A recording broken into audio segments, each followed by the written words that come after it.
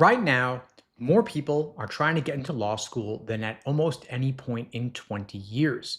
Applications jumped 18% one year, then another 10% the year after that, and schools came nowhere close to adding the seats to keep up.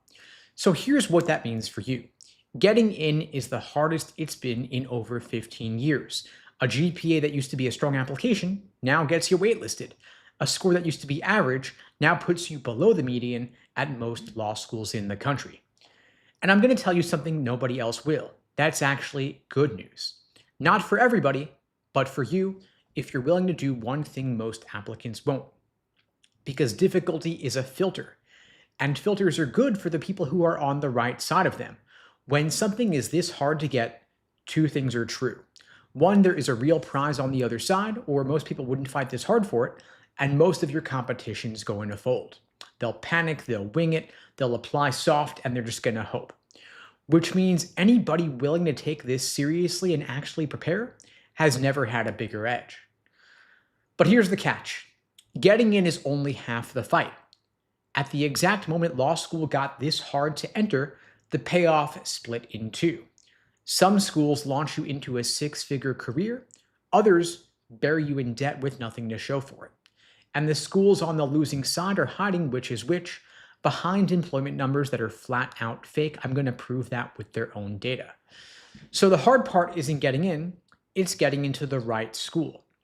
I just pulled 15 years of data on every ABA approved law school in the country to show you how the bar got this high, why getting in stopped being enough, and how you can land on the winning side instead of the losing one.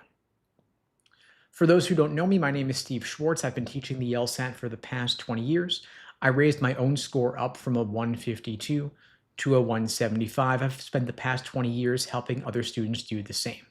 So know that going in, I'm not anti-law school. I make my living getting people into law school.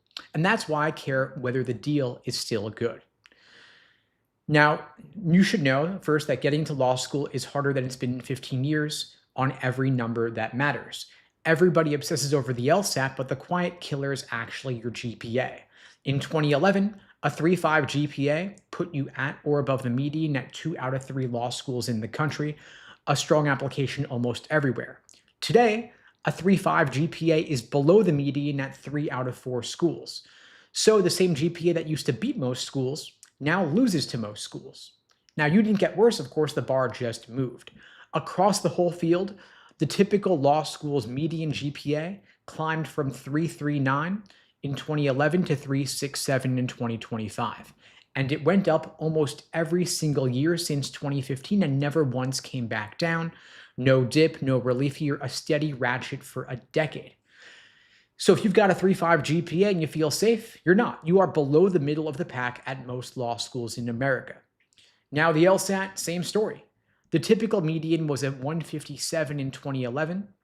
Then the crash hit, most applications collapsed, schools got desperate, and by 2016, the typical median had dropped to 154, but then it came roaring back. Today it's a 159, the highest in that 15-year record, higher than before the crash.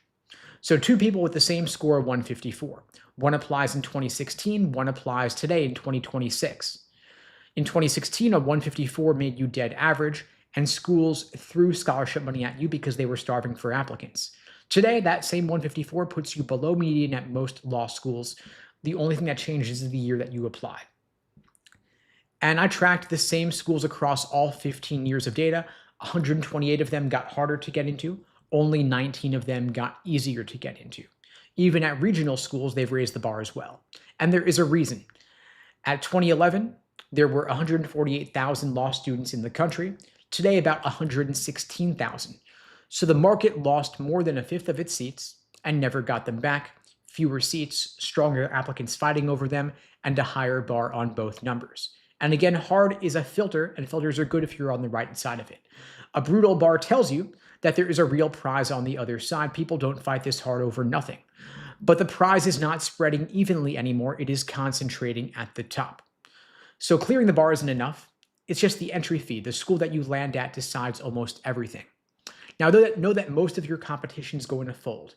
When something gets this hard, the average applicant panics, they wing the test, they apply soft and they hope, they tell themselves their GPA is going to carry them, but it won't.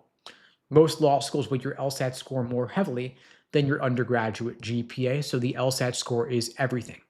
Now, the average law student who graduated last year left more than $112,000 in debt just for law school on top of whatever you owed from college. If you add in 3 years of rent and food, the all-in cost runs around $165,000 for an in-state student at a public school. Private schools run higher. And of course, things changed this summer. For the past 20 years, paying for law school was easy through the federal loan called Grad Plus, which let you borrow your entire cost of attendance from the government. Whatever the school charged, the government would lend you, but that program ends July 1st, 2026. Gone for anyone starting after that date. In its place, you've got a hard cap. The government will now lend you max $50,000 a year, $200,000 total for the entire degree. And so the all-in cost at a lot of schools being higher than that means there is a gap between what law school costs and what the government will lend you. So what fills the gap? Private loans with higher interest and no income-driven repayment. None of those federal safety nets. It's a lot harder to walk away from that. And so you should know that the degree is more valuable if you look at the payoff, though. In big law, jobs at the biggest law firms, 500 plus lawyers, the starting salaries could be north of $200,000 a year.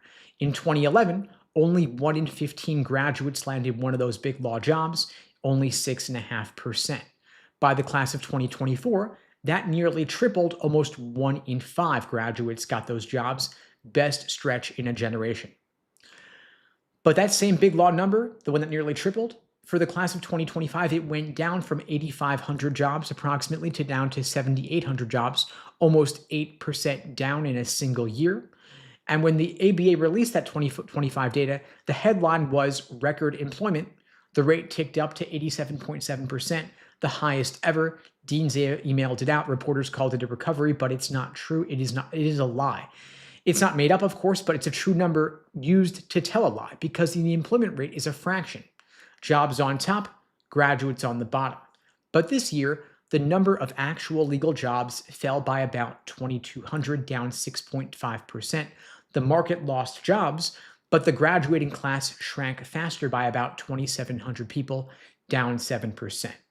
And so the top of the fraction fell, but the bottom of the fraction fell faster, and so the percentage went up, even though the actual number of jobs went down. If hiring had just held flat, with way fewer people competing, unemployment should have dropped, but instead the share of graduates unemployed and looking went up from 4.65% to 4.93%. Fewer people in the race, more of them came up empty. Then you've got school-funded jobs as well, kind of hiding the numbers there a little bit. Schools basically paying their graduates to work, helping to boost up those employment numbers. The 14 most elite law schools hold more than half of all the school-funded jobs in America. Yale is now paying 8.6% of its own class. Cornell went from 0.5% to 3% in a single year. Texas quadrupled its share, and the rankings count those jobs exactly the same as a real job at a real firm. In other words, a Yale grad that Yale is paying counts identically to one at a top New York firm. And US News doesn't tell the difference. And the ABA also changed their calculations. For the class of 2025, they quietly removed the category that flagged school-funded jobs and folded them into the regular buckets. And so those jobs that used to carry an asterisk now don't. So step back for a second. The market is shrinking. The top firms are hiring fewer people. The elite schools are papering over the gap by hiring their own graduates. And the headline goes up that graduate classes are getting smaller. So every signal points the same way. Now, let's talk about what happens next. First-year classes are filling back up fast. Applications jumped 18% for the students who started last fall, then another 10% for the classes starting this fall. 2 straight years of big increases, the largest applicant pool in over a decade. The schools can't grow as fast because they only have so many seats. And seats did grow a little bit, which means the classes enrolling right now are bigger than the unusually small ones from past years. And so my prediction is that the job market's going to be tough in a couple of years. And so you're going to want to be on the better end of that divide. You want to be on the big law side of that divide, rather where you're getting 6-figure jobs, ideally 200,000 plus, rather than on the bottom end only making 50 to 60. And of course, if you want to do public interest or you want to work at a small firm, that's wonderful, but you got to go in with your eyes wide open, not paying sticker tuition for a job that will not allow you to pay off that debt.